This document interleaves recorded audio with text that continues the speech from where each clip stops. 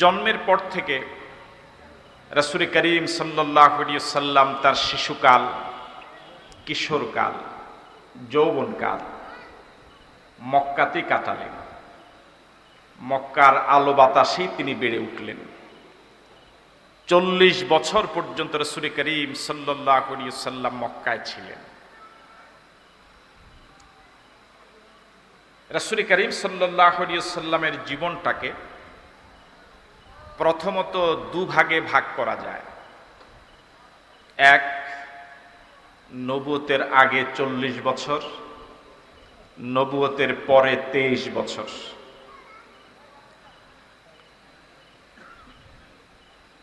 নবুয়তের পরের 23 বছরকে আবার দুই ভাগে ভাগ করা যায়। হিজরতের আগে 13 বছর, হিজরতের পরে 10 বছর। প্রথমত রাসূলের 63 বছর জিন্দিগিকে আমরা দুভাগে ভাগ করেছিলাম। নবুয়তের আগে 40, নবুয়তের পরে 23। 40 যোগ 23 কত বছর হয়? নবুয়তের পরের 23কে আমরা আবার দুভাগে ভাগ করেছিলাম। হিজরতের আগে 13, হিজরতের পরে 10। 13 যোগ 10 কত হয়? 23 যোগ 40, 63 বছর। আমাদের রাসূল পৃথিবীতে কত বছর জীবিত ছিলেন? এই 63 বছর প্রথমত কয় ভাগে ভাগ? সকলের কাছ থেকে আমি জবাব চাই। নবুয়তের আগে কত? নবুয়তের পরে? নবুয়তের পরের 23 বছর আবার কয় ভাগে বিভক্ত? হিজরতের আগে, হিজরতের পরে। হিজরতের আগের 13 বছরকে বলা হয় রাসূলের মাক্কি জীবন, আর হিজরতের পরের 10 বছরকে বলে রাসূলের মাদানী জীবন। এবার বলুন তো, রাসূলের মাক্কি জীবন কত বছর? রাসূলের মাদানী জীবন কত বছর? রাসূলের মাক্কি জীবন 13 বছর, আবার 4 ভাগে ভাগ। পড়া কি কঠিন হয়ে যাচ্ছে? হ্যাঁ, সহজ। মাক্কি জীবন কত বছর? 13 বছর। মাক্কি জীবন কত বছর? 13 বছর কয় ভাগে বিভক্ত? আজকের মাহফিলে যুবক বেশি না বুড়া বেশি? আওয়াজ কি যুবকের মতো হয়? মক্কি জীবন 13 বছর কয় ভাগে ভাগ? 3, 2, 5, 3। আমি আবারও বলি, মাক্কি জীবন কত বছর? এ 13 বছর 4 ভাগে বিভক্ত। প্রথম ভাগে 3 বছর, এরপরে 2 বছর, এরপরে 5 বছর, এরপরে 3 বছর। কত বছর হলো? এবার আমি একবার বলি, এরপর আপনাদের কাছ থেকে জবাব চাইব। মক্কি জীবন কত বছর? খুব আস্তে বলেন, কত বছর? কয় ভাগে ভাগ? 3, 2, 5, 3। মাশাআল্লাহ, মুখস্থ হয়ে গেছে। ও একবারও বলেনি। মাক্কি জীবন কত বছর? 13 বছর কয় ভাগে বিভক্ত? 1। মাশাআল্লাহ, তাহলে কত হলো? 3, 2, 5, 5, 5, 10, 10, 3, 13। এই 13 বছরের প্রথম ভাগ, 4 ভাগের প্রথম ভাগ হলো কয় বছর? এই 3 বছরে রাসূল করিম সাল্লাল্লাহু আলাইহি সাল্লাম গোপনে গোপনে দাওয়াত দিয়েছিলেন, প্রকাশ্যে দাওয়াত দেন নাই। দাওয়াতি কার্যক্রমটা ছিল একেবারে সংগোপনে, একেবারে নীরবে। ওই সময় কালিমা পড়া মুসলমানদের সংখ্যা ছিল একেবারে কম, হাতে গোনা কয়েকজন। মহিলাদের মাঝে কালিমা পড়েছেন খাদিজাতুল কুবরা রাদিয়াল্লাহু তাআলা আনহা। পুরুষের মাঝে হযরত আবু বকর সিদ্দিক রাদিয়াল্লাহু তাআলা আনহু। কিশোরদের মাঝে হযরত আলী রাদিয়াল্লাহু তাআলা আনহু, শ্রমজীবী মানুষের মাঝে হযরত যায়েদ রাদিয়াল্লাহু তাআলা আনহু। এ মাত্র হাতে গোনায় কয়েকজন কালিমা পড়েছে। এই সময়ে দাওয়াতি কাজটা যেহেতু ছিল একেবারে গোপনে, বিরোধিতাটাও ছিল প্রাথমিক পর্যায়ে। তখন বিরোধিতাটা ছিল নাক ছিটকানো, ঠাট্টা করা, মস্কারা করা, তিরস্কার করা। এটা দুনিয়ার নিয়ম। আপনি এখনো দেখুন, আপনি যদি নীরবে আমল করেন, কাউকে কোনো ভালো কাজের কথাও বলেন না, কোনো খারাপ কাজের নিষেধও করেন না, আপনার বিরোধিতা তেমন হবে না। বড়জোর এতটুকু বলবে যে সারাদিন মসজিদে পড়ে থাকে। কিন্তু যদি আপনি দাওয়াতি কাজটাকে একটু প্রকাশ্য রূপ দেন, মসজিদে আসার সময় যদি যে সকল ছেলেরা খেলা দেখে, টিভি দেখে, আসার সময় যদি বলেন চলো মসজিদে যাই, যে ছেলেরা গতকাল পর্যন্ত আপনাকে খুব ভালো জানতো, আপনার প্রশংসা পঞ্চমুখ ছিল, আজকে এই ভালো কাজটা এতদিন বলেন নাই, এখন বলার কারণে তাদের সকলের সমর্থন কি আপনি পাবেন? কাজটা কি আপনি ভালো করেছেন না খারাপ করেছেন? তো এতদিন এরা আপনার পক্ষে ছিল, এখন বিরুদ্ধে চলে গেল কেন? এতদিন আপনার দাওয়াতি কাজ ছিল, প্রকাশ্যে ছিল না, গোপনে গোপনে আপনি শুধু নিজে ইবাদত করেছেন। মসজিদে আসার সময় যদি আপনি মসজিদের পাশে যে দোকানে টিভি চলে, আপনি যদি দোকানদারকে বলেন টিভি বন্ধ করো, নামাজের সময় টিভি চালানো যাবে না, ও কি আপনাকে সমর্থন করবে? আপনাকে ভালো জানবে? এর আগ পর্যন্ত হয়তো সে আপনাকে খুব সম্মান করত, চা খাওয়াত, আপনি চায়ের বিল দিতে চাইলে সে বিল নিত না। কিন্তু আজকে টিভি বন্ধ করতে বলার কারণে আপনি টাকা দিয়ে চা কিনতে চাইলেও সময় মতো পাওয়ার সম্ভাবনা নাই। আপনারা কি আমার সাথে একমত? এই অবস্থা কি এখনো আছে? সামনে থাকবে না? থাকবে? এই অবস্থা কি আগেও ছিল? রাসূল করিম সাল্লাল্লাহু আলাইহি ওয়াসাল্লাম নবুয়ত প্রাপ্তির প্রথম 3 বছর, মক্কি জীবনের প্রথম 3 বছর দাওয়াতি কাজ করেছিলেন গোপনে গোপনে। দাওয়াতি কাজকে প্রকাশ্য রূপ দেন নাই। এই জন্য রাসূলের বিরোধিতাও তেমন কঠিন পর্যায়ে পৌঁছে নাই। এই 3 বছর বিরোধিতা ছিল প্রাথমিক পর্যায়ে, শুধুমাত্র নাক ছিটকানো, ঠাট্টা করা, ব্যঙ্গ করা, তিরস্কার করা, এর মাঝে সীমিত ছিল। আল্লাহ রাব্বুল আলামিন এই 3 বছরে রাসূল করিম সাল্লাল্লাহু আলাইহি ওয়াসাল্লামকে সূরা মুদ্দাসসির এবং সূরা মুজাম্মিল নাযিল করলেন। একজন পরিপূর্ণ দাঈ আল্লাহর যে বৈশিষ্ট্যগুলো থাকা দরকার সে প্রশিক্ষণ দিলেন। ইয়া আইয়ুহাল মুদ্দাসসির কুম ফাআনদির ওয়া রাব্বাকা ফাকাব্বির ওয়া সিয়াবাকা ফাতাহহির ওয়ার রুজজা ফাহাজুর। এভাবে সূরা মুজাম্মিল, ইয়া আইয়ুহাল মুজাম্মিল কুমিল লাইলা ইল্লা কালিলা নিসফাহু আবিনকুস মিনহু কালিলা আও জিদ আলাইহি ওয়া রাত্তিলিল কুরআনা তারতিলা। শুধুমাত্র রাসূলকে প্রশিক্ষণ দিলেন, দাওয়াতি কাজ প্রকাশ্যে করার জন্য অনুমতি দেন নাই। এভাবে কেটে গেল কয় বছর? আওয়াজে কমে গেল। কত বছর? মাক্কি জীবন মোট কত বছর? 13 বছর। কয় ভাগে ভাগ? প্রথম ভাগে কয় বছর? এই 3 বছরে কি জুলুম নির্যাতন কম ছিল না বেশি ছিল? কেন কম? গোপনে গোপনে। এখনো যারা রাসূলের এই 3 বছরকে অনুসরণ করে তাদের হাদিয়া তোফার তেমন অভাব নাই, বিরোধিতাও। এর পরের পর্বে কয় বছর?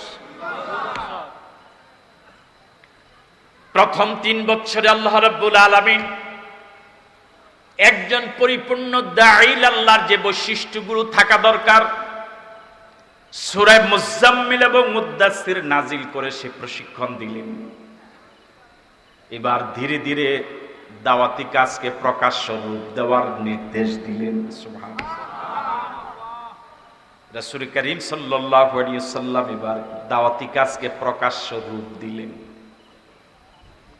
ইয়া আইয়ুহান নাস কুলু লা ইলাহা ইল্লাল্লাহ তুফলিহুন।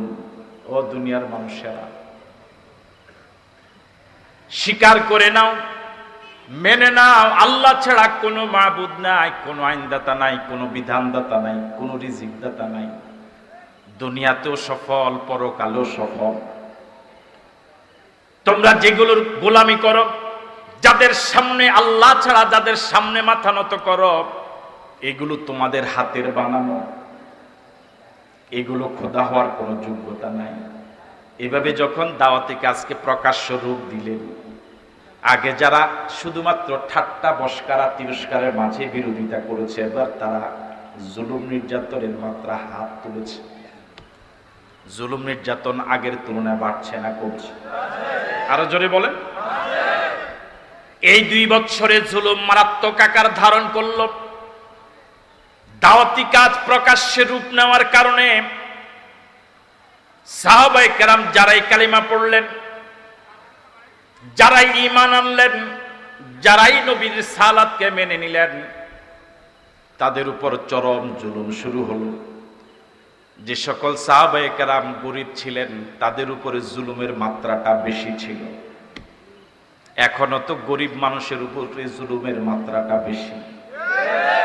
কথা বলেন ঠিক নয় কি? একটা গরীব মানুষ কোনো অপরাধ করে নাই,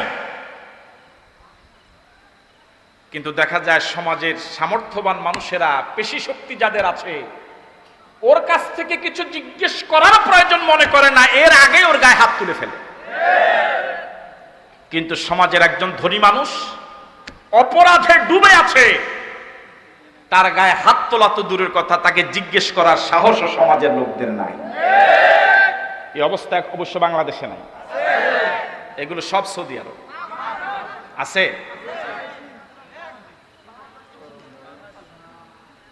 গরিবদের কোথাও জায়গা নাই, অসহায় নিরপরাধ মানুষ, ওদের কথা শোনার সমাজে কেউ নাই, ওদের টাকার জোর নাই, এই জন্য ওদের কথা শোনার মতো মানুষ সমাজে তেমন নাই। দাওয়াতি কাজ প্রকাশ্য রূপ লাভ করার পরে সাহাবায়ে কেরাম যারা কালেমা পড়লেন, সাহাবী হলেন, ওদের মাঝে, ওনাদের মাঝে যারা ছিলেন গরিব অসহায়, তাদের প্রতি জুলুমটা ছিল সবচেয়ে বেশি। আর যারা ধনী ছিলেন তাদের প্রতি জুলুমের মাত্রা ছিল একরকম, গরিবদের প্রতি জুলুমের মাত্রা ছিল আরেক রকম। নবুয়তের 4র্থ বছর চলে গেল। নবুয়তের 5ম বছরে 4 ভাগের 2য় ভাগের শেষ বছরে জুলুমের মাত্রা এমন ভাবে বাড়ল, সাহাবায়ে কেরামের ধৈর্যের বাঁধ ভেঙে যাচ্ছে। মক্কার আবহাওয়া তাদের কাছে কেন যেন বিপরীত হয়ে গেল, মক্কার জমিনটা তাদের কাছে অসহনীয় হয়ে গেল। এই জমিনে সব অপরাধীরা বুক ফুলিয়ে হাঁটে, সাহাবায়ে কেরাম হাঁটা তো দূরের কথা, ঘরেও থাকতে পারে না। এক চরম অসহায় অবস্থা। সমাজে আবু জেহেল, আবু লাহাব, উতবা, সাইবা, মুগীরা, ওরা সকলেই দাপটের সাথে বুক ফুলিয়ে চলে, জোর গলায় কথা বলে। কিন্তু রাসূলের সাহাবী যারা গরিব অসহায়, ওরা জোর গলায় কথা বলা তো দূরের কথা, ওরা ঘরেও থাকতে পারে না। জুলুম নির্যাতন এমন ভাবে বাড়লো, সাহাবায়ে কেরামের ধৈর্যের বাঁধ ভেঙে গেল। কারো কাছে বলার মতো কোনো পরিবেশ নাই, কারো কাছে বিচার দেওয়ার মতো কোনো আল্লাহর বান্দা নাই, এই অসহায় মানুষদের পাশে দাঁড়ানোর মতো কেউ নাই। এ কথা বলার মতো একজন মানুষও পাওয়া গেল না যে এদের কি অপরাধ, কেন তাদেরকে মারো। তোমরা যেমন এদেশের নাগরিক, তারাও তো এদেশের নাগরিক। তোমরা মক্কায় থাকার যেমন অধিকার রাখো, তারাও তো মক্কায় থাকার অধিকার রাখে। মাঠে আছেন আপনারা। সাহাবায়ে কেরাম আল্লাহর নবীর কাছে আরজ করলেন, ইয়া রাসূলুল্লাহ, আমরা তো আর জন্মভূমি মক্কায় থাকতে পারছি না। ওরা আমাদেরকে দিনেও মারে, রাতেও মারে, ঘর থেকে বের হলেও মারে, ঘরে ঢুকে ধরে ধরেও মারে। আমাদের পক্ষে কথা বলার মতো পুরা মক্কায় কোনো মানুষ পাওয়া গেল না।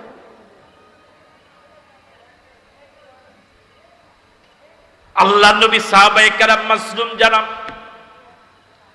ওই মাজলুম সাহাবায়ে কেরামকে পরামর্শ দিলেন, আমার কাছে যে তোমরা এই অভিযোগ অনুযোগটা পেশ করছো, তোমাদের যে অবস্থা আমারও তো ঠিক একই অবস্থা।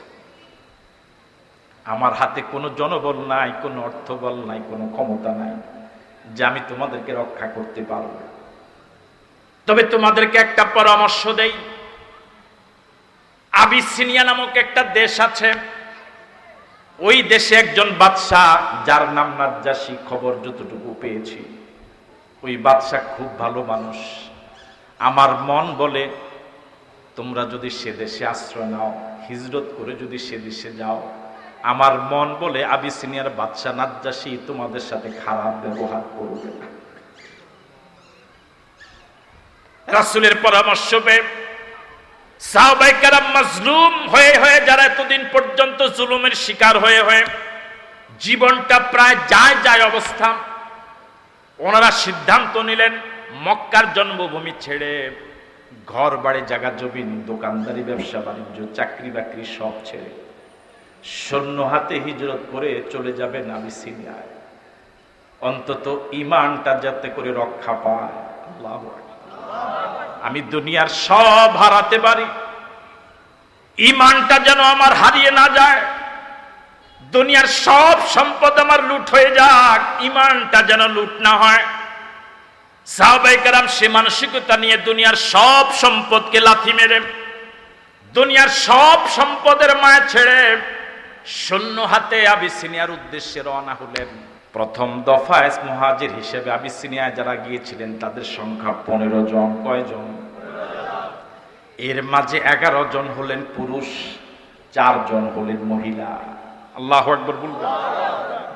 ইসলামের ইতিহাসে সর্বপ্রথম হিজরত করা যে দল, তার মাঝে 4 জন মহিলা ছিলেন। আল্লাহু আকবার। ইসলামের ইতিহাসে মহিলাদের অবদান অনেক অনেক বেশি। কিছুদিন পরে আবিসিনিয়ায় আরেকটা বিশাল সংখ্যক সাহাবায়ে কেরাম হিজরত করে চলে গেলেন। নবুয়তের 5ম বৎসরে 2 দফায় আবিসিনিয়ায় হিজরত করে সাহাবায়ে কেরাম গেলেন। প্রথম দফায় গেলেন 15 জন, এর মাঝে 11 জন পুরুষ, 4 জন মহিলা। দ্বিতীয় দফায় যারা গেলেন, প্রথম দফা এবং দ্বিতীয় দফা মিলে সর্বপ্রথম সর্বসাকুল্যে মুহাজিরের সংখ্যা দাঁড়ালো 101 জন। কতজন? আরো জোরে বলেন। আর রাসূলের সাথে মক্কায় রয়ে গেলেন 40 জন। কয়জন? হিজরত করে আবিসিনিয়ায় 2 দফায় গেলেন 101, রাসূলের সাথে মক্কায় রয়ে গেলেন 40। এই 5 বছরের দাওয়াতি কাজে টোটাল ইমানদারের সংখ্যা 140 থেকে 42। এই 5 বছরের দাওয়াতি কাজের রেজাল্ট, এই 5 বছর দাওয়াতি কাজের ফলাফল দাঁড়ালো 140-42 জন ইমানদার। তখন মক্কাটা ছিল একটা মফস্বল শহর, হাতে গোনা কিছু জনবসতি নিয়ে মক্কার শহর। এই ছোট্ট একটা মফস্বল শহর থেকে যদি 101 জন হিজরত করে চলে যায়, এই ছোট্ট শহরটার বাকি জনগণের উপরে প্রভাব পড়বে কি পড়বে না? তালাশ করে দেখা গেল প্রায় প্রতি ঘর থেকে একজন দুইজন চলে গেল। বুঝেন না? ঘরের সংখ্যা ছিল খুব, প্রায় দেখা গেল প্রত্যেক ঘর থেকে দুই একজন। 101 জনের বিশাল সংখ্যক যখন চলে গেলেন, জালেম যারা মক্কায় রয়ে গেল, যাদের অত্যাচারে জুলুম নির্যাতনের কবলে পড়ে, এই মাজলুম 101 জন হিজরত করে আবিসিনিয়া উদ্দেশ্যে যাত্রা করতে বাধ্য হলেন। তাদের হিজরতের ফলে মক্কার জালেমদের মাঝে দুই ধরনের প্রতিক্রিয়া সৃষ্টি হলো। কয় ধরনের? মনোযোগ কি আছে আপনাদের? কয় ধরনের প্রতিক্রিয়া? এক ধরনের প্রতিক্রিয়া হলো, ওনারা যখন দেখলেন যে ওই বাড়ির অমুকে নাই, দক্ষিণ বাড়ির ও নাই, আমার পাশের ঘরের ও নাই, এভাবে যখন দেখলো প্রত্যেক বাড়ি থেকে ঘর থেকে প্রায় দুই একজন নাই, প্রথম প্রতিক্রিয়া হলো তাদের মাঝে কিছু লোকের মাঝে মায়া সৃষ্টি হলো, দরদ জাগলো যে আমরা এদের প্রতি এত জুলুম করেছি, এরা দেশটা ছেড়ে জেলে চলে যেতে বাধ্য হলো, আমরা এদের প্রতি এরকম জুলুম করা ঠিক হয়। বুঝেন না? কেউ তাদেরকে ওয়াজ করা লাগে নাই, নসিহত করা লাগে নাই, নিজস্ব অনুভূতিতে তাদের মনের অজান্তে তারা বলে ফেললো এই নিরীহ মুসলমানদের প্রতি এত জুলুম করা ঠিক হয়। তাদের এই অনুভূতিতে তাদের অধিকাংশই কলেমা পড়ে মুসলমান হয়ে গেল। এটাই নিয়ম। যার প্রতি জুলুম হবে, যাদের প্রতি জুলুম হবে, তাদের অজান্তেই জমিনে তাদের অসংখ্য গুণগ্রাহী তৈরি হয়ে যাবে। এটা দুনিয়ার নিয়ম। দ্বিতীয় প্রতিক্রিয়া হলো, যাদের জুলুম এবং নির্যাতনের ফলে সাহাবায়ে কেরাম জুলুম এবং নির্যাতনের শিকার হয়ে যারা আবিসিনিয়া হিজরত করতে বাধ্য হলেন, দ্বিতীয় প্রতিক্রিয়া হলো ওই জালেমদের মেজাজ আগে যে পরিমাণ খারাপ ছিল, হিজরত করে ওনারা চলে যাওয়ার কারণে তাদের মেজাজ আরো খারাপ হয়ে গেছে। কথা বুঝেন না? চলে গেল, আমাদেরকে বৃদ্ধাঙ্গুলি দেখালো, এরকম লোক এখন আছে না? মানে আপনি ওর জুলুমের ব্যাপারে কারো কাছে বলতেও পারবেন না। আপনি যদি না বলে চুপ করে থেকে যদি বলেন যে ভাই আমি এই গ্রামে আর থাকবো না, আমি চলে যাবো আরেক জায়গায়, আপনাকে ওরা যেতেও দিবেন। আপনারা তো আমার কথা মনে বুঝতে পারেন, এই অবস্থা আছে না? ইমাম সাহেবকেও দেখতে পারে না। ইমাম সাহেব ওদের জ্বালায় সিদ্ধান্ত নিয়েছে আমি আর এই জায়গায় ইমামতি করব না, কিন্তু তাদের অত্যাচারটা এমন যে ওকে যেতেও দিবে না। আধা ঘন্টা পরে পরে যে বললেন, কথা কি সঠিক?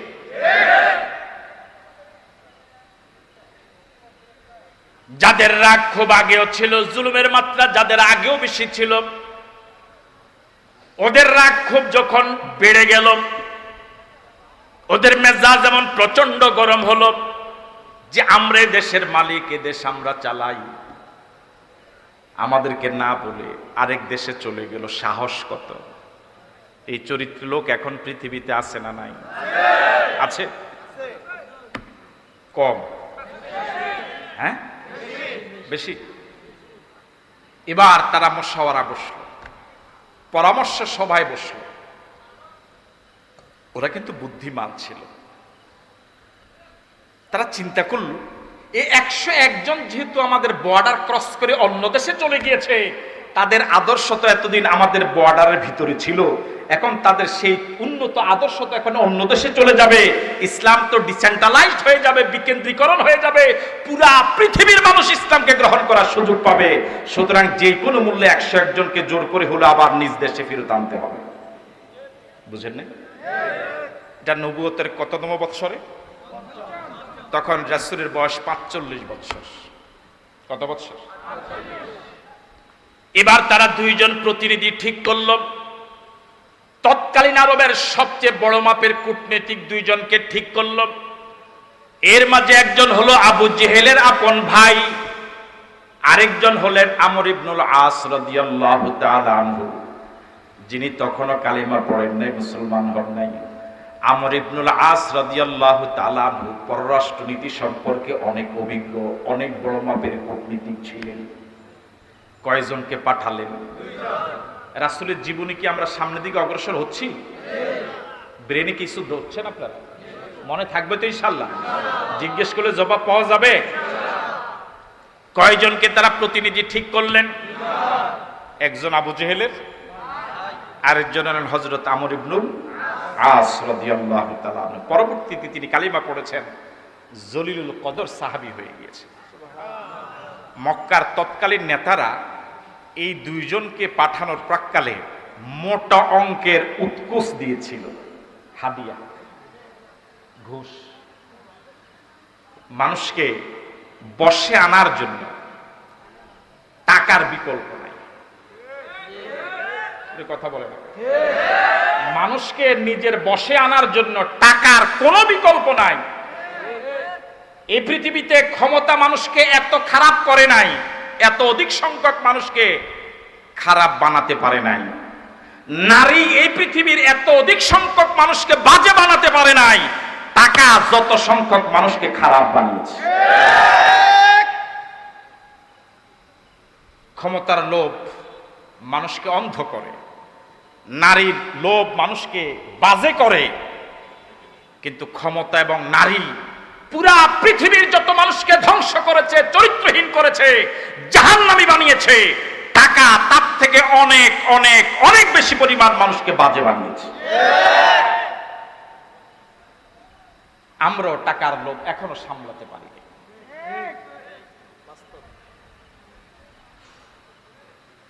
ওই দুইজন প্রতিনিধির কাছে মোটা অঙ্কের হাদিয়া পাঠালো, উৎকোচ পাঠালো। এটা হাদিয়া বলবেন না ঘুষ বলবেন? বর্তমান সমাজে অবশ্য ঘুষের আদান প্রদান তেমন নাই, আছে? সব খায় হুজুরেরা। হ্যাঁ,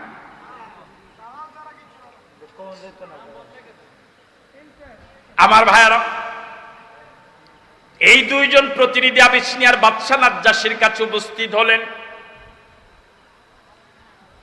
উপস্থিত হয়ে নিজের পরিচয় দিলেন এবং 101 জন মাজলুম মুসলমানদের ব্যাপারে তাদের ব্যাপারে বাদশার কাছে পরিচয় দিলেন। পরিচয়টার মূল কথা ছিল, আমাদের দেশ থেকে আপনার দেশে যারা এসেছে তারা দেশ বিরোধী। আমি কি কথা বুঝতে পারলাম? কি বিরোধী? কথা বলে না কেন? কি বিরোধী? তারা জঙ্গি, তারা দেশের শত্রু, তারা দেশের জন্য খুব ক্ষতিকর। আমাদের দেশকে ওরা নষ্ট করেছে, এখন আপনার দেশকে নষ্ট করবে। আমরা আপনার খুব হিতাকাঙ্ক্ষী হয়ে এসেছি, অনেক কষ্ট করে নষ্ট হয়েছে, তো আমাদের দেশই হোক, আপনার দেশটা অন্তত ভালো থাকুক, আপনি মেহেরবানি করে এদেরকে আমাদের হাতে তুলে দেন। বুঝেন না কথা?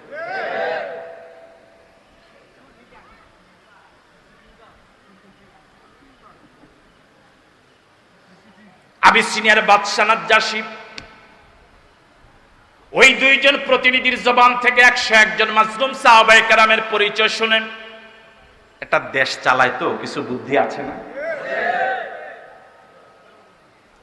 101 জনকে বাদশার দরবারে আমন্ত্রণ করলেন, দাওয়াত দিলেন, তাদের পরিচয় জানলেন, তারা কেন এদেশে এসেছে, দেশকে তারা কেন ঠিকানা হিসেবে বেছে নিয়েছে জিজ্ঞেস করলেন। তাদের জীবনে ঘটে যাওয়া সব ঘটনাগুলো সংক্ষেপে বললেন। এই গ্রুপের নেতৃত্ব দিয়েছিলেন হযরত আলী রাদিয়াল্লাহু তাআলা আনহুর ভাই হযরত জাফর, আল্লাহু আকবার, আবু তালেবের ছেলে হযরত জাফর ইবনে আবি তালেব। এই 101 জন সাহাবায়ে কেরামের নেতৃত্ব দিয়েছেন জাফর ইবনে আবি তালেব। বাদশা নাজ্জাশীর রাজদরবারে বাদশার প্রশ্ন মানে যখন তিনি জর্জরিত হয়ে গেলেন, তিনি সূরা মারিয়ামের প্রথম দিক থেকে কয়েক রুকু তেলাওয়াত করে বাদশাকে শুনিয়ে দিলেন। সূরা মারিয়াম যখন জাফর ইবনে আবি তালেব তেলাওয়াত করতেছিলেন, বাদশা গভীর মনোযোগ দিয়ে তেলাওয়াতগুলো শুধু শুনলেন আর নিজের অজান্তে চোখ থেকে পানি গড়িয়ে পড়ছিল। সূরা মারিয়াম এমন আসর করেছে বাদশার হৃদয়ে, কান দিয়ে ঢুকেছে, কলবে গিয়ে আসর করেছে। তেলাওয়াত শেষ হওয়ার পরে বাদশা সিদ্ধান্ত জানিয়ে দিলেন, এই আল্লাহর বান্দাদের জবান থেকে যা শুনেছি এটা দুনিয়ার কোনো মানুষের কথা হতে পারে না, এটা অবশ্যই আল্লাহ সুবহানাহু ওয়া তাআলার কালাম। তোমরা যত চেষ্টাই করো জালেমদের হাতে মাজলুমদেরকে আমি তুলে দেব না। যে ঘুষ নিয়ে এসেছিল এই দুইজন বাদশা, এই মোটা অঙ্কের লোভনীয় ঘুষটাকেও প্রত্যাখ্যান করে তাদের হাতে ফেরত দিবে। জোরে বলেন আল্লাহু আকবার। এই দুইজন খালি হাতে ফিরে আসলো মক্কায়। তখন নবুয়তের ৫ম বৎসর, রাসূলের বয়স ৪৫। মক্কি জীবন ১৩ বছরের প্রথম ২ পর্ব ৩ বছর এবং ২ বছর, মোট ৫ বছর শেষ। মনোযোগ আছে আপনাদের? মনে থাকবে তো ইনশাআল্লাহ। এই দুইজন মক্কায় ফিরে আসছে মাজলুম সাহাবায়ে কেরামকে নিয়ে, না খালি হাতে? এবার খালি হাতে আসার কারণে তাদেরও তো একটু লজ্জা লাগছে, যে জন্য পুরা রাষ্ট্র আমাদেরকে পাঠালো, আমরা পাস করলাম না। আবার খালি হাতে যারা পাঠালো তাদের কাছে আসার পরে তাদের মেজাজ আগের থেকে একটু নরম হবে না আরো গরম হবে? এই দুইজন যখন মক্কায় খালি হাতে ফিরে এলেন, সব ঘটনার আদ্যপ্রান্ত বললেন। এবার ওরা কি সাপ না বলে, সাপের মাথায় ইয়ে দিলে যে কি কাটা সাপ, মানে সাপের মাথায় যে একবার একটা আঘাত করলে যেটা আরো ফুসে উঠে, এটা আঞ্চলিক একটা ভাষা বলে। ওরা এরকম বিষাক্ত সাপের মতো হয়ে গেল, আঘাতপ্রাপ্ত সাপের মতো হয়ে গেল। পারে না, যাকে সামনে পায় তাকে হত্যা করে, জীবন্ত কবর দেয়।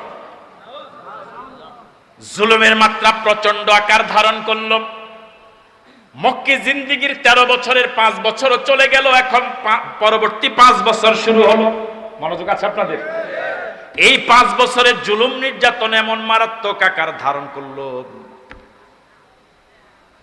শুধু সাহাবায়ে কেরাম না, রাসূল করিম সাল্লাল্লাহু আলাইহি ওয়াসাল্লামের জন্য পুরা মক্কা জীবনটা কেন যেন অসহনীয় হয়ে গেল।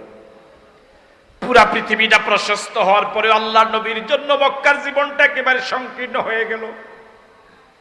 সাহাবায়ে কেরাম ঘর থেকে বের হতে পারেন না, ঘরেও থাকতে পারেন না। মক্কার কাফের বা মুশরিকরা চতুর্মুখী সাহসী আক্রমণ শুরু করেছে সাহাবায়ে কেরামের উপরে। এমন মারাত্মক আকার ধারণ করেছে, স্বয়ং আল্লাহর নবীকেও তারা জেলে আবদ্ধ করার জন্য রাষ্ট্রীয় সিদ্ধান্ত নিয়েছে। তারা গোপন বৈঠক করে সিদ্ধান্ত নিয়েছে আল্লাহর নবীকে আর মুক্ত বাতাসে হাঁটা চলা করতে দেওয়া যাবে না, নবী এবং তার সঙ্গী সাথীদেরকে জেলে আবদ্ধ করা হবে, অবরুদ্ধ করা হবে। জোরে বলে। নবুয়তের ৭ম বছর মুহররম মাসের ১ তারিখ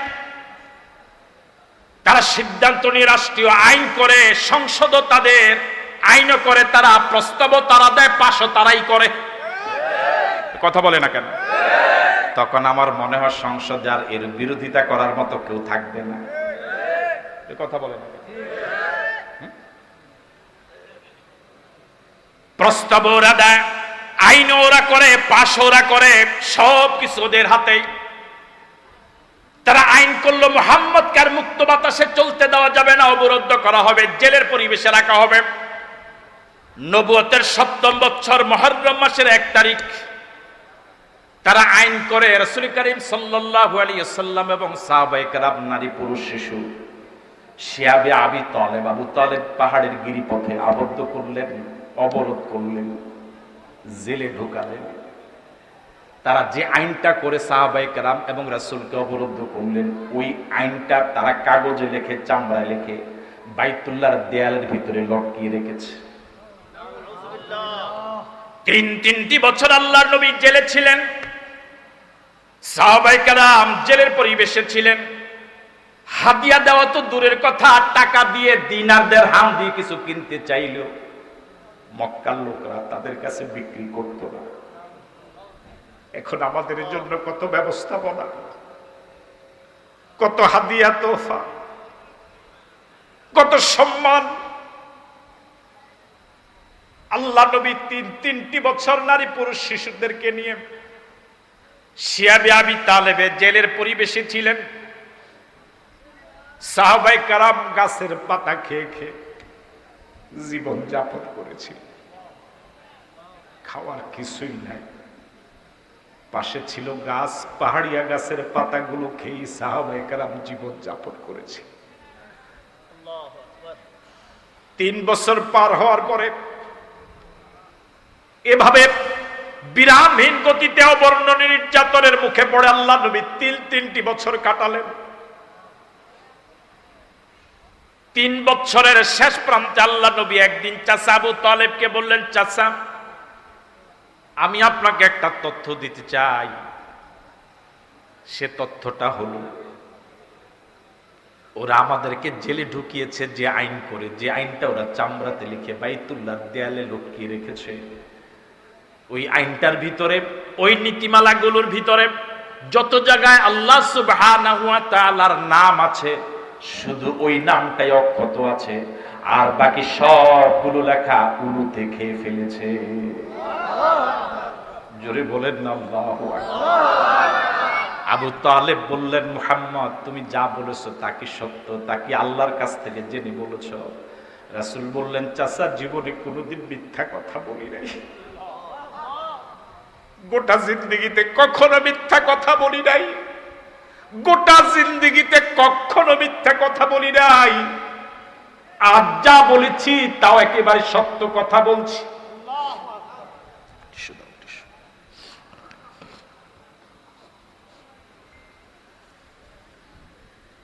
আবু তালেব এই তথ্য পাওয়ার পরে চলে গেলেন কাবার পাদদেশে। গিয়ে দেখেন কাবার অনতি দূরে মক্কার বড় বড় নেতারা খোঁজ গল্পে মত্ত। আবু তালেব সেখানে গিয়ে একটি ভাষণ দিলেন, বললেন, শোনো, তোমরা আমার ভাতিজাকে আমাকে সহ তিনটি বছর জেলে রেখেছো। ভাতিজা মুহাম্মদ কিছুক্ষণ আগে একটা তথ্য দিয়েছে তোমাদের, সে জেলে রাখার আইনটা প্রসঙ্গে। তার তথ্য যদি সঠিক হয়, আমি আবু তালেব তোমাদেরকে বলছি তাকে আর জেলে রাখা ঠিক হবে না।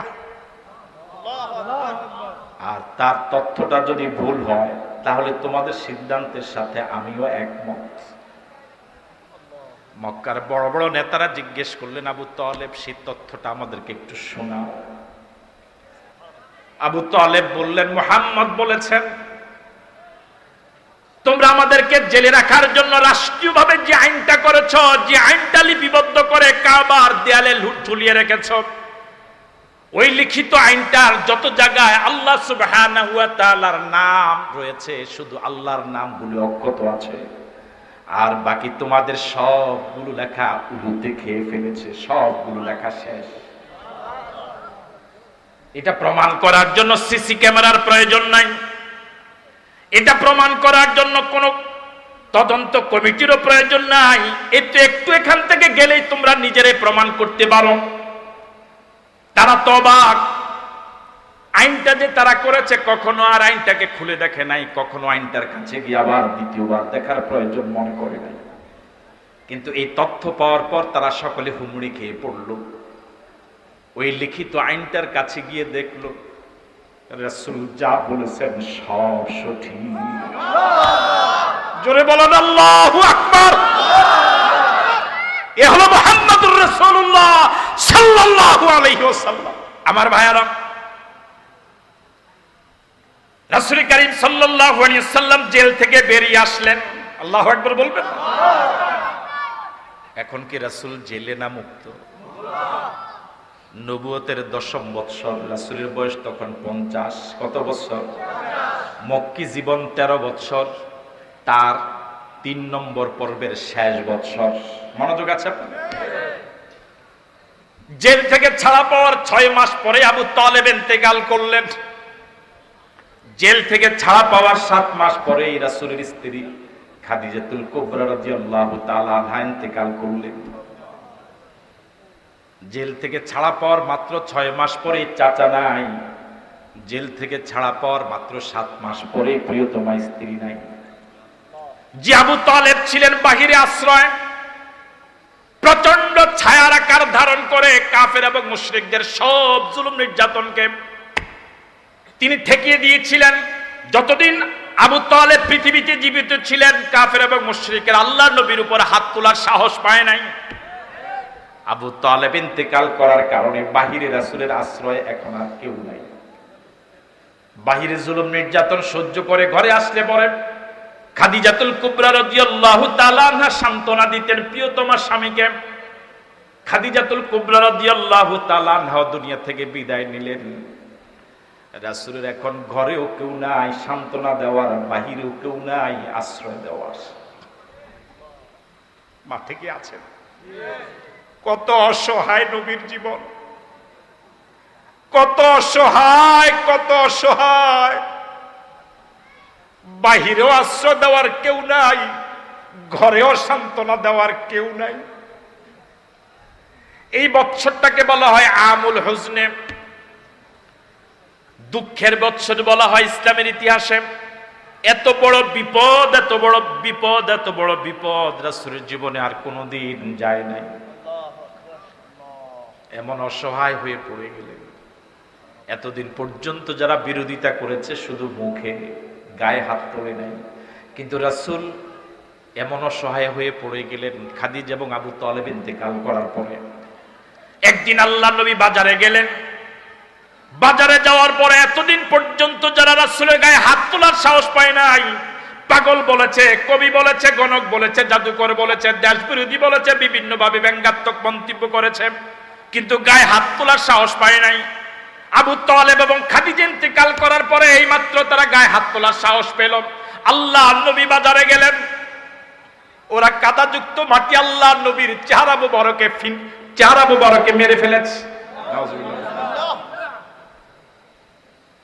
রাসূলের চেহারা মুবারকে ওরা মক্কার কাদা মাটি ছুঁড়ে মেরেছে। রাসূল এই অবস্থায় ঘরে আসলেন। এখন আর ঘরে খাদিজা নাই, ঘরে এখন খাদিজা নাই, ঘরে সান্ত্বনা দেওয়ার মতো কেউ নাই। নিজের আদরের কন্যা ফাতেমা রাদিয়াল্লাহু তাআলা আনহা বাবার এই দুরবস্থা, অসহায় অবস্থা দেখে কেঁদে ফেললেন। নিজের কাপড়ের আঁচল দিয়ে ফাতেমা রাদিয়াল্লাহু তাআলা আনহা রাসূল করিম সাল্লাল্লাহু আলাইহি ওয়াসাল্লামের চেহারা মোবারক থেকে ওদের নিক্ষিপ্ত ময়লাগুলো সরিয়ে ফেললেন। আল্লাহ নবী এমন চরম দুরবস্থায় পড়লেন। রাসূল কাবার পাশে আল্লাহকে সিজদা দিচ্ছিলেন। মক্কার কাফের এবং মুশরিকরা জবে করা উটের নাড়ি ভুঁড়িগুলো, বিশাল ওজনদার নাড়ি ভুঁড়িগুলো আল্লাহর নবীর পিঠের উপর চাপা দিয়ে আল্লাহর নবীকে হত্যা করার পরিকল্পনা করছে। এই ঘটনা ঘটেছে আবু তালেব ইন্তেকালের পরে নবুয়তের 10ম বৎসরে। রাসূলের বয়স তখন 50। কত বৎসর বয়স? রাসূল করিম সাল্লাল্লাহু আলাইহি ওয়াসাল্লাম রাস্তা দিয়ে হাঁটছিলেন। মক্কার কাফের এবং মুশরিকেরা গামছা জাতীয় কোন একটা কাপড়, গামছা টাইপ কোন একটা কাপড় রাসূলের গলায় পেঁচ দিয়ে দুদিক থেকে দুজন টান দিয়ে আল্লাহ নবীকে জীবন্ত ফাঁসিতে ঝুলিয়ে মৃত্যুবরণ করার প্রক্রিয়া নিয়েছিল। এটা আবু তালেবের ইন্তেকালের পরে হয়েছিল, খাদিজার ইন্তেকালের পরে হয়েছিল। তখন রাসূলের বয়স 50। এর আগে সাহস কেউ পায় নাই। রাসূলের অবস্থা এত অসহায়, এত অসহায়, এত অসহায় যে আবু লাহাব আল্লাহ নবী সাফা পাহাড়ে যখন ডাক দিয়েছিলেন নবুয়তের সূচনা লগ্নে, রাসূল যখন বলেছিলেন কুলু লা ইলাহা ইল্লাল্লাহ তুফলিহুন, সর্বপ্রথম যে ব্যক্তি রাসূলের গায়ে পাথর মেরেছিল তার নাম আবু লাহাব। আপন চাচা বলেছিল আলী হাজা জামাতানা তাব্বাল্লাকা, আলী হাজা জামাতানা, তোমার ধ্বংস হোক, এই জন্য কি আমাদেরকে এই জায়গায় ডেকেছ? যার নামে, যার পরিপ্রেক্ষিতে আল্লাহ একটা সূরা নাজিল করেছিলেন, সূরা লাহাব। রাসূলের এই মানের চরম শত্রু, আপন ঘরের চরম শত্রু। রাসূলের এই চরম দুরবস্থা তার মনেও মায়া লাগলো। এমন মাপের শত্রু কি পরিমাণ জুলুম হলে পরে তার মায়াও জাগে। আবু লাহাব রাসূলের কাছে এসে প্রস্তাব করলো, মুহাম্মদ তোমার এই দুরবস্থা আমার আর সহ্য হয় না। এতদিন পর্যন্ত আমার ভাই আবু তালেব তোমাকে আশ্রয় দিয়েছে, আজ থেকে আমি সিদ্ধান্ত নিয়েছি, আমার ভাই বলে গিয়েছে, ভাই তোমাকে যে সহযোগিতা করত, আজ থেকে আমি আবু লাহাব সে সহযোগিতা করব। আমি এই জন্যই কথাটা বললাম, কি পরিমাণ জুলুম হয়েছে, যার কারণে তার ভিতরেও। এখন মক্কার লোকেরা যখন দেখলো আবু লাহাব আশ্রয় দিচ্ছে, তাদের মাথা কি এখন ঠিক আছে? তারা বিভিন্ন ভাবে পরামর্শ দিল, কুমন্ত্রণা দিল, আবু লাহাব যাতে করে সরে যায় আশ্রয় থেকে, কোনোভাবেই পারছে না। সর্বশেষ তারা একটা কূটনৈতিক চাল চাললো, একটা প্রশ্ন করলো, এবং এই প্রশ্নের জবাব শুনে আবু লাহাব এবং মক্কার কাফেররা সফল হলো। মক্কার কাফের এবং মুশরিকরা আবু লাহাবকে গিয়ে প্রশ্ন করলো, তুমি যে মুহাম্মদের জন্য এমন মায়া কান্না করছো, ওই মুহাম্মদকে গিয়ে জিজ্ঞেস করো তার দাদা তোমার আব্বার পরকালের রেজাল্ট কি, জান্নাতি না জাহান্নামী। তারা তো জানে, রাসূলের কাছে জিজ্ঞেস করলে রাসূল জান্নাতি বলার সুযোগ নাই। আর এই জবাব শুনলে আবু লাহাবের মেজাজ, কথা বলে না কেন? জিজ্ঞেস করছে মুহাম্মদ আমার আব্বা তোমার দাদা জান্নাতি না জাহান্নামী? রাসূল যা বলার তাই বললেন। জবাব শুনে আবু লাহাবের মেজাজ করে, আমার বাবা জাহান্নামী, তোমার সাথে আর আমি নাই। সফল হয়ে গেল কারা? আরো জোরে বলেন। তাহলে তাদের ফাতানো ফাঁদে পা দিয়ে নিজের ধ্বংস নিজে টেনে আনল। সুতরাং আমি আজকে আপনাদেরকে উদাত্ত আহ্বান জানাবো, কারো প্ররোচনায় প্ররোচিত হয়ে কারো পাতানো ফাঁদে পা দিয়ে ইসলাম মুসলমান স্বাধীনতার সার্বভৌমত্বকে ধ্বংস হতে দিবেন না। রাজি আছেন? রাজি আছেন? এদেশের স্বাধীনতার সার্বভৌমত্বের জন্য যদি আবার জীবন দেওয়া লাগে, জীবন দিতে রাজি আছো? কারা কারা রাজি? দুহাত তুলে দেখা। আল্লাহ কবুল করে বলি আমিন।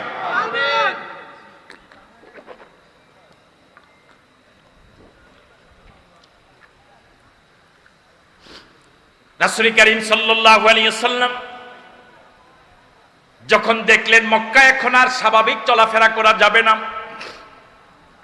তিনি সিদ্ধান্ত নিলেন মক্কায় আর থাকবো না, তায়েফে হিজরত করব। কোন জায়গায় হিজরত করব?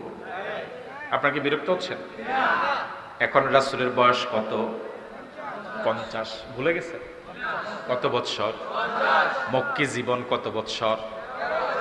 জবাব দেন। 13 বৎসর কয় ভাগে ভাগ? 1। প্রথম 3 ভাগের বয়ানকে আমরা দিয়েছি, সংক্ষিপ্তভাবে বলেছি। দ্বিতীয় 2 বৎসরের বয়ানকে আমরা দিয়েছি। তৃতীয়ত 5 বৎসরের সংক্ষিপ্ত বয়ানকে আমরা দিয়েছি। এবার আছে আর মক্কি জীবনের। রাসূল করিম সাল্লাল্লাহু আলাইহি ওয়াসাল্লাম যখন দেখলেন মক্কায় আর থাকা যাবে না, রাসূল সিদ্ধান্ত নিলেন তায়েফে হিজরত করবেন। কোন জায়গায়? রাসূল সিদ্ধান্ত অনুযায়ী মক্কা থেকে 50 মাইল দূরে তায়েফে হিজরত করলেন। সঙ্গে নিলেন মাত্র একজন, তিনি হলেন হযরত যায়েদ রাদিয়াল্লাহু তাআলা আনহু। কয়জন? মোট কয়জন? গেলেন কোথায়? মক্কা থেকে কত মাইল দূরে? মক্কা থেকে 50 মাইল দূরে আল্লাহ নবী যায়েদ রাদিয়াল্লাহু তাআলা আনহুকে সঙ্গে করে তায়েফে গেলেন দাওয়াতি কাজ করার জন্য। তিনি ভেবেছিলেন মক্কার লোকেরা আমাকে জায়গা দেয় নাই, তায়েফের মানুষেরা হয়তো জায়গা দিবে। মক্কার লোকেরা আমার দাওয়াত রিসিভ করে নাই, তায়েফের মানুষেরা হয়তো আমাকে রিসিভ করবে। কিন্তু দেখা গেল ঘটনা তার সম্পূর্ণ বিপরীত। মক্কা থেকে তায়েফের অবস্থা আরো কঠিন আকার ধারণ করলো। মক্কার লোকেরা তো রাসূলের গায়ে থেকে পাথর মেরে রক্ত ঝরায় নাই, কিন্তু তায়েফের লোকেরা একবার নয়, দুইবার নয়, তিনটি বার পাথর মেরে মেরে রাসূলকে বেহুশ করে জমিনে ফেলে দিয়েছিল। আল্লাহ নবী হযরত যায়েদ 120 দিন তায়েফে ছিলেন। কয়দিন? কথা বলেন, কয়দিন? অবস্থাটা এই দাঁড়ালো, এখন আর তায়েফে আল্লাহ নবীর কোনো বাসস্থান নাই, আশ্রয় দেওয়ার মতো কেউ নাই, কারো ঘরে জায়গা পাওয়ার মতো নাই, কোনো বাগানে আশ্রয় নেওয়ার মতো কোনো অবস্থা নাই। অবস্থাটা এই দাঁড়ালো, এখন তায়েফও থাকতে পারছেন না, মক্কায় ঢুকতে পারছেন না। মনোযোগ আছে? ও মুসলমানেরা, ও ইমানদার ভাইয়েরা, ইসলাম কত কষ্টে আমরা পেয়েছি। সাহাবায়ে কেরামের জীবন দেওয়ার বিনিময়ে আল্লাহ নবীর কত কষ্টের বিনিময়ে আমরা ইসলাম পেয়েছি। অথচ সেই ইসলামটাকে নিয়ে আজ আমরা নিজের দলের সাথে হাদিয়ার লোভে আমরা আজ সেই ইসলামটাকে নিয়ে সিনিমিনি খেলছি। কি কখনো কি আমার আপনার জীবনে এমন দুরবস্থা এসেছে নিজের ঘরে থাকতে পারি না, অন্য কোন জায়গায় গিয়ে আশ্রয় পাই না, এরকম কি হয়েছে কখনো? অথচ বিশ্ব নবী, কুল কায়নাতের নবী, तमाम জগতের নবী থাকতে পারছেন না তায়েফে, ঢুকতে পারছেন না মক্কায়। আল্লাহ নবী মক্কার বর্ডারে আসলেন। এখন সিদ্ধান্ত নিবেন কি করা যায়, চিন্তা করছেন মক্কা এখন ঢুকবেন কিভাবে। এখন যদি মক্কায় ঢুকেন, এতদিন পর্যন্ত মক্কার লোকেরা ওভাবে আক্রমণ করে নাই, এখন যখন শুনবে তায়েফের ওরা রক্ত ঝরিয়েছে, তখন মক্কার লোকদের সাহস আরো বেড়ে যাবে, ঠিক নয় কি? বাজারে কোনো অপরাধী ধরা পড়লো, কেউ গায়ে হাত তোলে না, হঠাৎ যদি একজনে হাত তোলে, কথা বলে না কেন, তখন শুরু হইতে আধা ঘন্টা লাগে না, 1 সেকেন্ডও লাগে না। প্রথম 2-3 মিনিট দেরি হলো কেন? কেউ তোলে না, কেউ শুরু করে না, কিন্তু শুরু করে দিলে রাসূল চিন্তা করলেন এতদিন পর্যন্ত মক্কার লোকেরা তো আমার গায়ে থেকে রক্ত ঝরায় নাই, কিন্তু এরা যখন শুনবে যে তায়েফের লোকেরা আমার গায়ে থেকে রক্ত ঝরিয়েছে, তখন মক্কার লোকদের সাহস বেড়ে যাবে, তারা আমাকে মেরেই ফেলবে। আল্লাহ নবী মক্কায় ঢোকার জন্য 3 জন লোকের কাছে আশ্রয় প্রার্থনা করলেন, রাজনৈতিক আশ্রয়। এখনো তো পৃথিবীতে পরিভাষাটা আছে, কোন দেশে থাকার সুযোগ না পেলে অন্য দেশ তাকে রাজনৈতিক আশ্রয় দেয়। আল্লাহ নবী বিশ্ব নবী মক্কার বর্ডারে এসে মক্কার 3 জন লোকের কাছে রাজনৈতিক আশ্রয় চাইলেন। কয়জন? জোরে বলেন। প্রথম জনের কাছে যখন প্রস্তাব দিলেন, প্রত্যাখ্যাত হলো, রিসিভ হলো না। দ্বিতীয় জনের কাছে প্রস্তাব দিলেন, তাও রিসিভ হলো না। কিন্তু আল্লাহ পাকের কুদরত, আল্লাহ পাকের মেহেরবানি, তৃতীয় জনের কাছে সে প্রস্তাব গৃহীত হলো, তিনি রাসূলকে আশ্রয় দিলেন। আল্লাহু আকবার বলবেন। মক্কার লোকদের একটা সিস্টেম ছিল, কেউ যদি কাউকে আশ্রয় দেয়, জীবন চলে গেল তার পক্ষেই থাকে। যেই লোকটা মক্কায় ঢোকার জন্য আল্লাহ নবীকে আশ্রয় দিয়েছিলেন, তিনি হলেন মুতঈম ইবনে আদি। তিনি কালিমা পড়েন নাই, তিনি আল্লাহ নবীকে রাসূল মানেন না, কিন্তু রাসূলকে আশ্রয় দিয়েছিলেন, রাজনৈতিক আশ্রয়। আল্লাহ নবী তায়েফে 20 দিন জুলুম নির্যাতনের চরম শিখরে পৌঁছে মক্কায় আবার জন্মভূমিতে ঢুকলেন। যে ব্যক্তির আশ্রয়ে, রাজনৈতিক আশ্রয়, তিনি হলেন মুতঈম ইবনে আদি। মুতঈম ইবনে আদির আশ্রয়ে আল্লাহ নবী মক্কায় ঢুকলেন। মক্কায় ঢুকে ওই রাতে আল্লাহ নবী নিজের ঘরেই ছিলেন। মুতঈম ইবনে আদি বলল, মুহাম্মদ, তোমাকে ঘরে থাকতে হবে না, ঘরে থাকা যাবে না। আমি যে তোমাকে আশ্রয় দিয়েছি এটা মক্কার লোকদেরকে জানান দেওয়া লাগবে।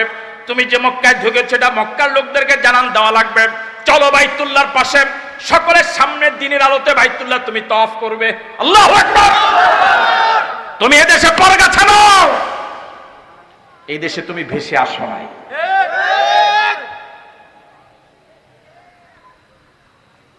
মুতঈম ইবনে আদি আরো বললেন, তুমি হয়তো চিন্তা করবে 20 দিন মক্কায় ছিলে না, জুলুম নির্যাতন সহ্য করে মক্কায় ঢুকেছ, আমি আশ্রয় দিয়েছি।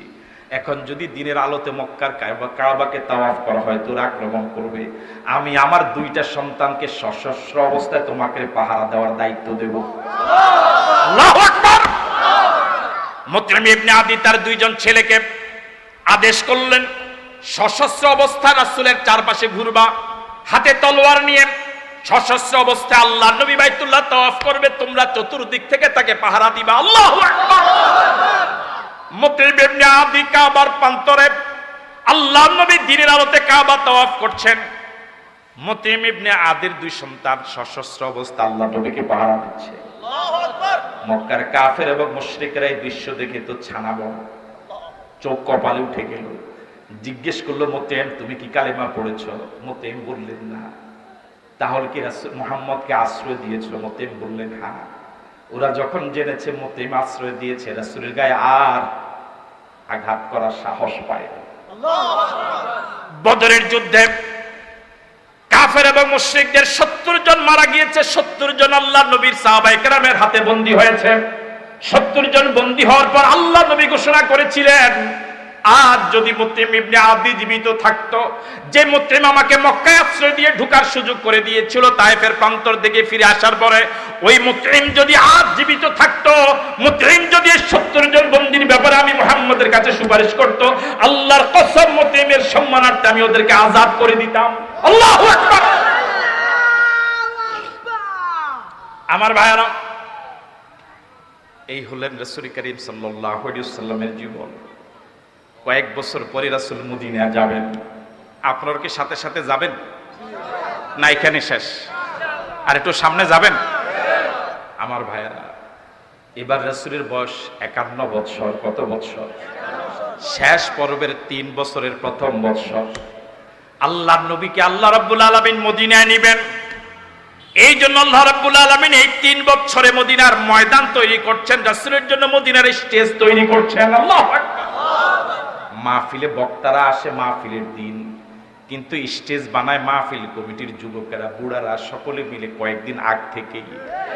রাসূল মদিনায় যাবেন, রাসূল মদিনায় যাবেন। এই জন্য আল্লাহ রাব্বুল আলামিন 3টি বছর ধরে মদিনার জমিনকে রাসূলের জন্য উপযোগী করছেন, রাসূলের জন্য স্টেজ বানানোর পরিকল্পনা করছেন। আল্লাহু আকবার। প্রথম বছর মদিনা থেকে কিছু লোক আসলো হজের জন্য। এর মাঝে 6 জন লোক রাতের আধারে আকাবা নামক পাহাড়ের গিরিপথে রাসূলের সাথে সাক্ষাৎ করে শপথ নিয়েছিলেন, কালেমা পড়েছিলেন। কয়জন? এটাকে বলা হয় আকাবার প্রথম শপথ। সদস্য সংখ্যা কয়জন? রাসূলের বয়স তখন কত? হ্যাঁ, এবার আকাবার দ্বিতীয় শপথ। এই 6 জন চলে গেলেন মদিনায়।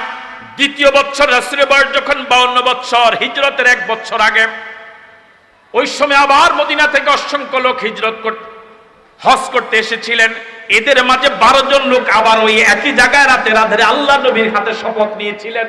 একে বলা হয় আকাবার দ্বিতীয় শপথ। জায়গা কয়টা? কিন্তু শপথ নিয়েছেন 1 বছর আগে এবং প্রথম বছর নিয়েছিলেন 6 জন, দ্বিতীয় বছর নিয়েছিলেন 12 জন। এই 12 জন যখন শপথ নিলেন, আল্লাহ রাব্বুল আলামিনের হাবিব এই 12 জনের সাথে একজন সাহাবীকে, মক্কার একজন সাহাবীকে ওদের সাথে মদিনায় পাঠিয়ে দিলেন। তার নাম মুসাব রাদিয়াল্লাহু তাআলা আনহু। হযরত মুসাব রাদিয়াল্লাহু তাআলা আনহু ওই 12 জনের সাথে মদিনায় গিয়ে এমন ব্যাপক দাওয়াতি কাজ করলেন, মদিনার ঘরে ঘরে রাসূলের প্রতি ঈমানদার হয়ে গেল। আল্লাহু আকবার। আমার ভাইয়েরা, 1 বছর পরে রাসূলকে আল্লাহ পাক মদিনায় নেবেন। মদিনায় যাওয়ার পরে আল্লাহ নবী রাষ্ট্রপ্রধান হবেন।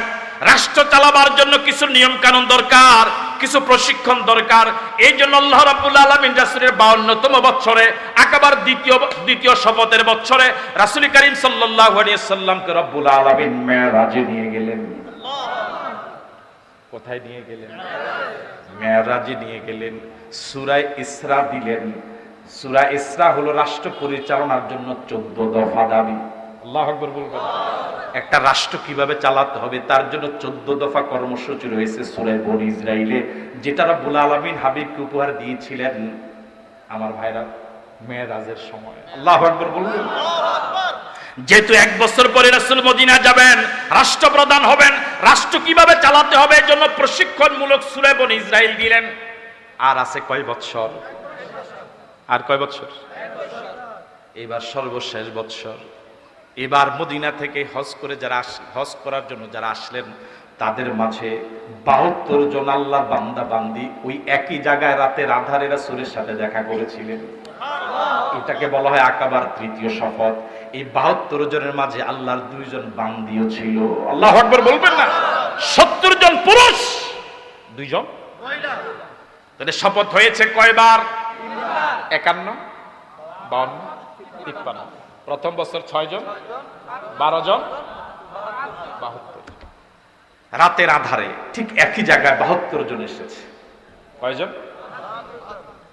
রাসূলের চাচা হযরত আব্বাস রাদিয়াল্লাহু তাআলা আনহু তখনও কালিমা পড়েন নাই। রাসূল যখন ওনাদের সাথে দেখা করতে যাবেন, চাচা আব্বাস বললেন, আমি তোমার সাথে যাব। আল্লাহু আকবার। আব্বাসও গেলেন। রাসূল বলেন, দেখো যে যা বলবে খুব দ্রুত বলো, যেহেতু রাতের গভীর অন্ধকার, চারদিকে গোয়েন্দারা ঘুরছে, যে কোনো সময় বিপদ আসতে পারে। সুতরাং লম্বা বক্তৃতার সময় নেই, যা বলবো অল্প সময়। আব্বাস রাদিয়াল্লাহু তাআলা আনহু, যিনি তখনও কালিমা পড়েন না, তিনি বললেন, ওনাদের কথা বলার আগে আমার আগে একটু কথা আছেন আপনারা মাঠে? আব্বাস এবার ফ্লোর নিলেন। তিনি বললেন, দেখো তোমরা মদিনা থেকে এসেছো, রাসূলকে বারবার মুহাম্মদকে বলছো মদিনা যাওয়ার জন্য দাওয়াত দিচ্ছ। মুহাম্মদ আমাদের বংশের লোক, আমাদের এখানে আছে, জুলুম নির্যাতন যাই হোক সে মোটামুটি ভালোই আছে। মদিনায় তো তার আপনজন কেউ নেই, তোমরা ওনাকে নিয়ে যাবা, যদি তার জানমালের হেফাজত দায়িত্ব তোমরা না নাও তাহলে তো সে আরো বিপদে পড়বে। কথা বল ঠিক নয়? সুতরাং আমি তোমাদেরকে বলছি তোমরা ওখানে নেওয়ার দরকার নাই, আমার ভাতিজা আমাদের এখানে। ওই 72 জন নারী পুরুষ আব্বাস রাদিয়াল্লাহু তাআলা আনহুর এই বক্তব্য শুনে যুবক যারা ছিলেন দায়িত্বহীন কণ্ঠে দাঁড়িয়ে একটা জ্বালাময় ভাষণ দিয়েছিলেন। বললেন, আব্বাস শুনে রাখো, আমরা আমাদের জান এবং মালকে যে পরিমাণ মর্যাদা দেই, আমাদের জান এবং মাল হেফাজতের জন্য আমরা যত সক্রিয়, তোমার ভাতিজা মুহাম্মদের জীবন রক্ষার জন্য তার থেকে বেশি সক্রিয় থাকবো। আল্লাহু আকবার। আমাদের জীবন চলে যেতে পারে, মুহাম্মদের উপর কোনো আঘাত আসতে দেব না। তাদের এই গরম বক্তৃতার কারণে পুরা মজলিসের চেহারাটাই পাল্টে গেল। রাসূল করিম সাল্লাল্লাহু আলাইহি ওয়াসাল্লাম ওনাদেরকে শপথ বাক্য পাঠ করে পাঠিয়ে দিলেন। আল্লাহ রাব্বুল আলামিন ইঙ্গিত দিলেন, এবার আপনাকে মদিনা যাওয়া লাগবে।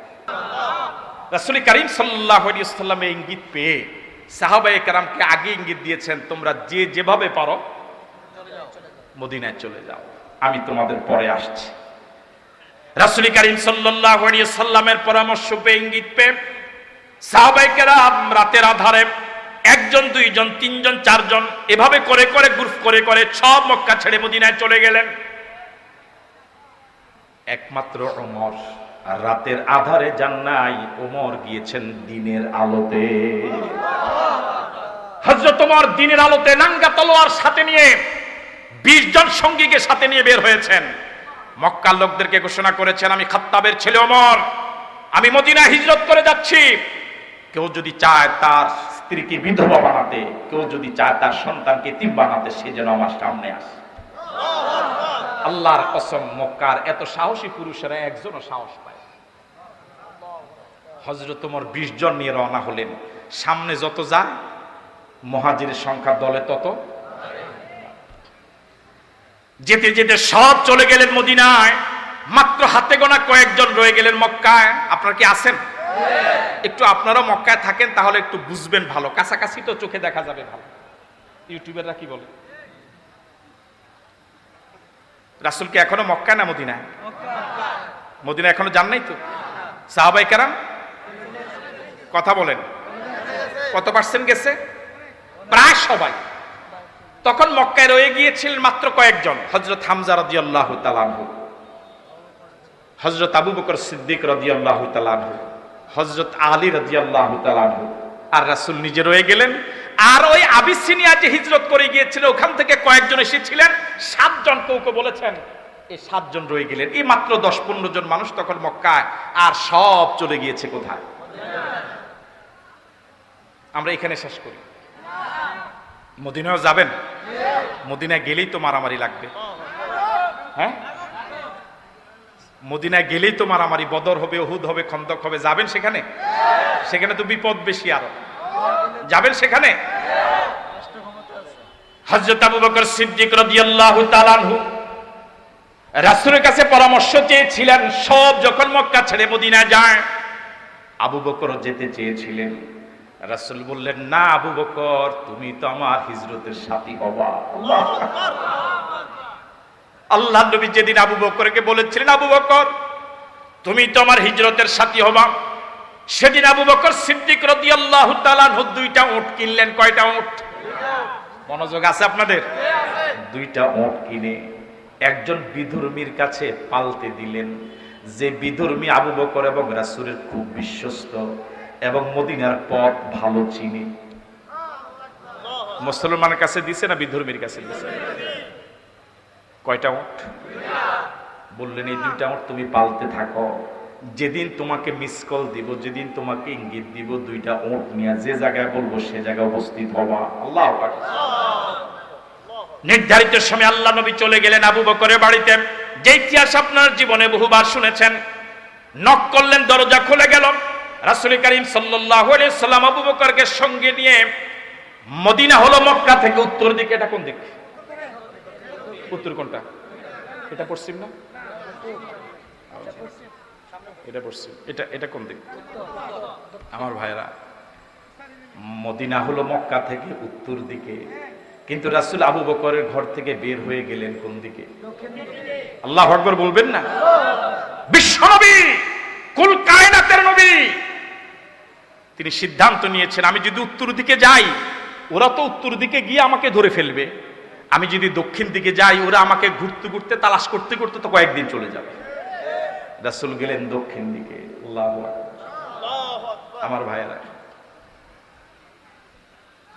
যাওয়ার আগে রাসূল করিম সাল্লাল্লাহু আলাইহি ওয়াসাল্লাম হযরত আলীকে মক্কার লোকদের আমানতগুলো বুঝিয়ে দিয়ে বললেন, আমার খাটে, আমার বেডে, আমার চাদর গায়ে দিয়ে ঘুমিয়ে থাকবা। হযরত আলী রাজি হলেন, আমানতগুলো তিনি বুঝে পেলেন। রাসূল করিম সাল্লাল্লাহু আলাইহি ওয়াসাল্লামকে হত্যা করার জন্য দারুন নাদওয়ার বৈঠকে যে সিদ্ধান্ত হয়েছিল, যে হত্যা করতে পারবে 100 লাল উট উপহার পাবে। ওই উটের প্রত্যাশায় প্রত্যেক গোত্র থেকে যুবকেরা সেখানে আপনার ভলান্টিয়ার সার্ভিস দিয়েছিল। রাসূলের ঘরের চারপাশে রাতের আধারে তারা জমায়েত হয়েছিল।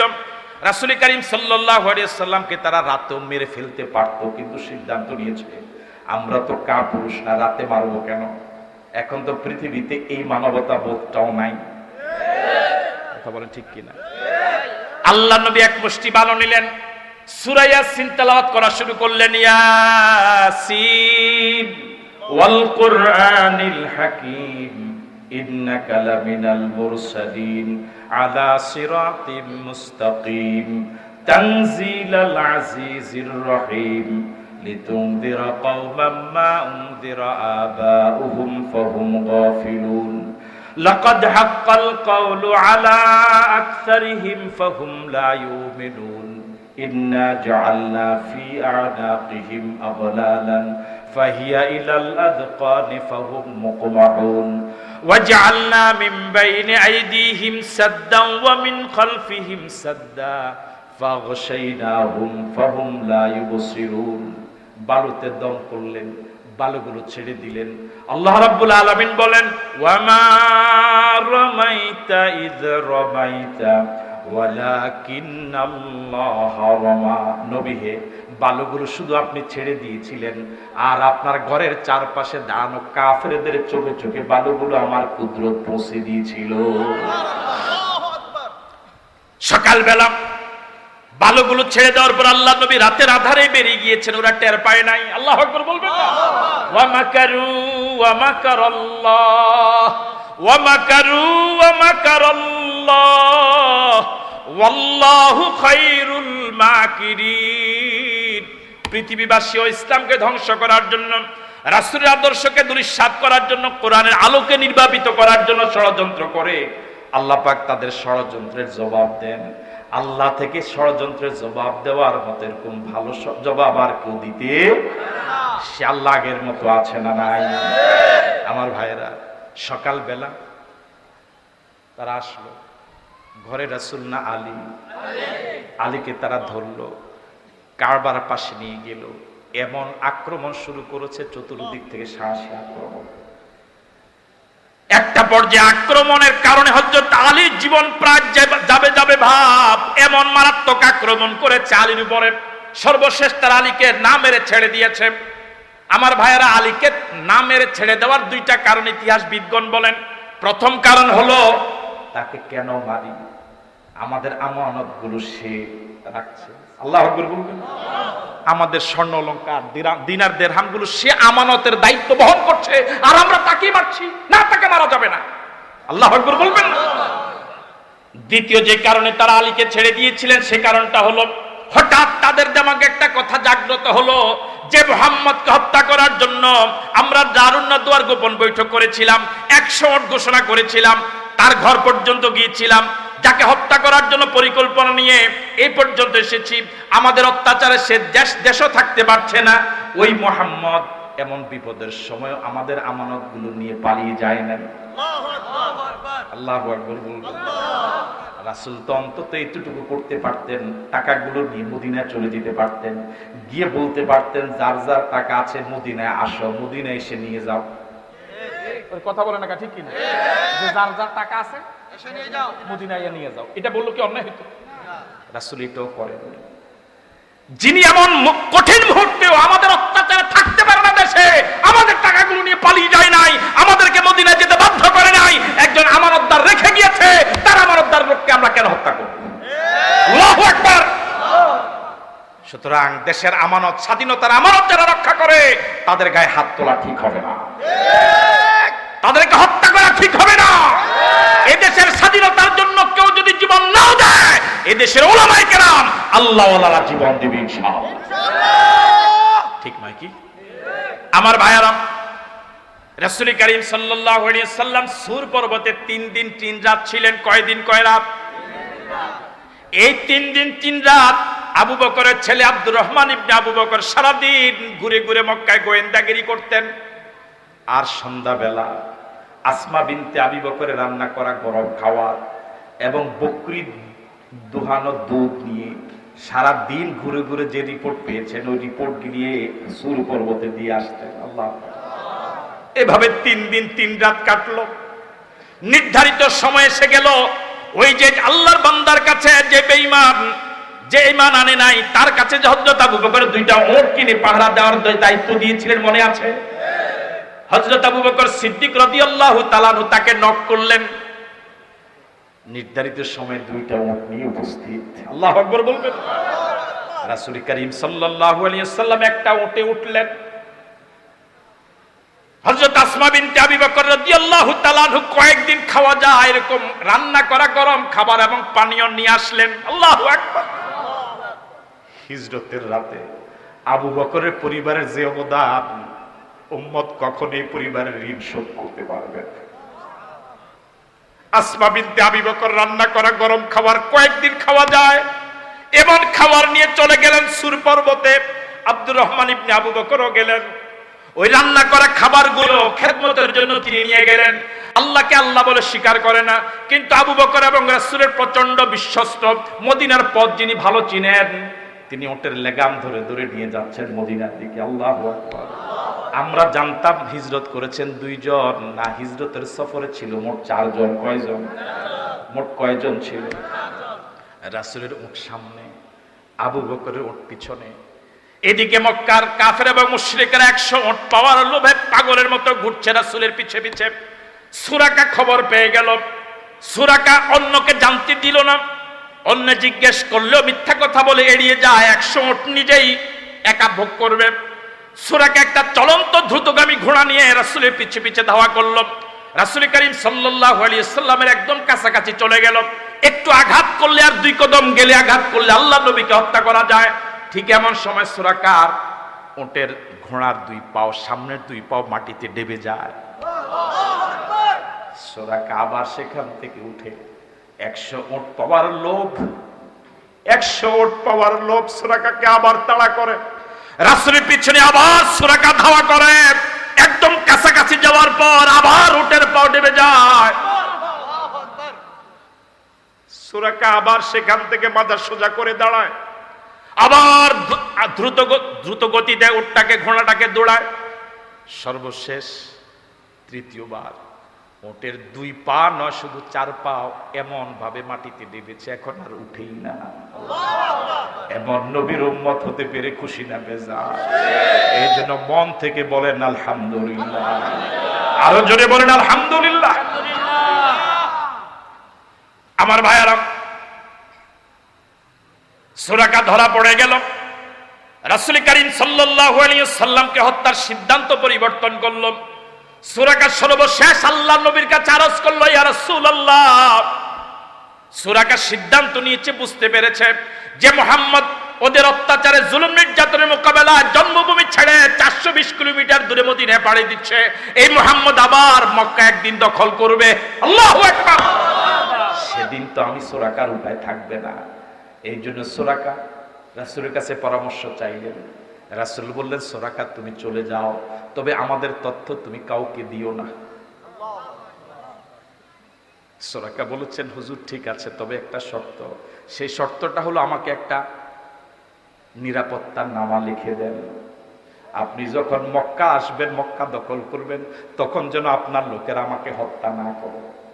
রাসূল করিম সাল্লাল্লাহু আলাইহি ওয়াসাল্লাম আবু বকরের উটের উপরে, আবু বকর আযাদ করা যে গোলাম, সে লেখাপড়া জানে, তাকে বলেন আমার পক্ষ থেকে সুরাকার জন্য একটা নিরাপত্তা নামা লিখে দাও। আল্লাহু আকবার। রাসূল রওনা হলেন মদিনায়। আবু বকর এই পথে জীবনে বহুবার যাতায়াত করেছেন। আশেপাশের লোকেরা আবু বকরকে চিনে, কিন্তু মুহাম্মদকে তারা চিনে না, যেহেতু আল্লাহর নবী পথ ধরে আর কখনো যাতায়াত করেন নাই। লোকেরা জিজ্ঞেস করে, আবু বকর উনি কে? হযরত আবু বকর কত চমৎকার জবাব দিয়েছিলেন, হুয়া ইয়াহদিনি। আল্লাহু আকবার। লোকেরা জিজ্ঞেস করে, আবু বকর তোমার সামনে যিনি তোমার সামনে যিনি চলে তিনি কে? আবু বকর জবাব দিয়েছিলেন, হুয়া ইয়াহদিনি, তিনি আমাকে পথ দেখায়। আল্লাহু আকবার। আবু বকর বুঝাতে চেয়েছেন, ও আল্লাহর বান্দারা, তিনি আমাকে জান্নাতের পথ দেখায়। আর ওরা বাহ্যিকভাবে বুঝেছে আবু বকর হয়তো রাস্তা চেনে না, তিনি রাস্তা দেখায় নিয়ে যায়। আল্লাহু আকবার। রাসূল মদিনার পার্শ্ববর্তী এলাকা কুবাতে চলে গেলেন। 10 দিন কুবাতে ছিলেন। 10 দিন পরে মদিনায় এবার ঢোকার সিদ্ধান্ত নিলেন। এদিকে মদিনার নারী পুরুষ আবাল বৃদ্ধ বনিতা প্রতিদিন মক্কা এবং মদিনার সংযোগ পথে সকাল বেলা আসে, সূর্যের আলো প্রখরতা বেড়ে যাওয়ার আগ পর্যন্ত তার এই জায়গায় থাকে। রাসূলকে রিসিভ করার জন্য শত শত মানুষ, মদিনার মানুষগুলো এই জায়গায় প্রতিদিন জমায়েত হয়। 10 দিন আল্লাহ নবী কুবাতে ছিলেন। 10 দিন পরে মদিনায় ঢুকবেন। সর্বপ্রথম রাসূলকে যিনি দেখেছিলেন তিনি একজন ইহুদি। তিনি ঘরের ছাদের উপরে উঠে দেখে যেই মুসলমানরা প্রতিদিন যে নবীর জন্য অপেক্ষা করছে, ওই নবীর কাফেলা দেখা যাচ্ছে। ওই ইহুদি ওই মুসলমানদেরকে ডাক দিয়ে বলেছিলেন, ও মুসলমানেরা, তোমরা প্রতিদিন যার অপেক্ষা করো সেই তো তোমার নবী চলে আসছে। রাসূল মদিনায় ঢুকলেন। আনন্দের বন্যা বয়ে যাচ্ছে, নারী পুরুষ আবাল বৃদ্ধ বনিতা, মিছিল শুরু হলো, আনন্দের বন্যা বয়ে গেল। পুরা মদিনার ঘরে ঘরে আনন্দ, পুরা মদিনার ঘরে ঘরে আনন্দের জোয়ার। সাহাবায়ে কেরাম রাসূলকে নেওয়ার জন্য পাগল প্রায়। উনি বলেন আমার বাড়িতে আসেন, উনি বলে আমার বাড়িতে আসেন। আল্লাহর রাসূল বললেন কারো বাড়িতে যাব না, আমি যে উটের উপর আরোহণ করে আছি এই উটটা যে জায়গা গিয়ে তার নম্বর করবে, যে জায়গা গিয়ে যাত্রা বিরতি করবে, আমি সে জায়গায় নামবো। জোরে বলেন আল্লাহু আকবার। বর্তমানে মসজিদে নববী যে জায়গায় রাসূলকে বহনকারী উটটা, সে জায়গায় গিয়ে থেমে গিয়েছিল। রাসূল উট থেকে নামলেন। সাহাবায়ে কেরাম এবার প্রতিযোগিতা শুরু করলেন রাসূলকে মেহমান করার জন্য। সবাই আবদার করছেন আমার বাড়িতে আসেন, আমার ঘরে আসেন। আল্লাহ নবী সিদ্ধান্ত জানিয়ে দিলেন, এই জায়গা থেকে যার ঘর সবচেয়ে কাছে আমি তার ঘরে যাব। সর্বশেষ দেখা গেল এই জায়গা থেকে সবচেয়ে কাছের ঘর যে সাহাবী, তিনি আবু আইয়ুব আনসারী রাদিয়াল্লাহু তাআলা আনহু। তিনি ঘরের খাওয়ার মান কি জিজ্ঞেস করেন নাই, হাদিয়া কেমন দিবে তা প্রশ্ন করেন নাই, ঘরের আবাস ব্যবস্থাপনা কেমন জিজ্ঞেস করেন নাই, শুধু বলেছিলেন যার ঘরটা কাছে আমি তার ঘরে যাব।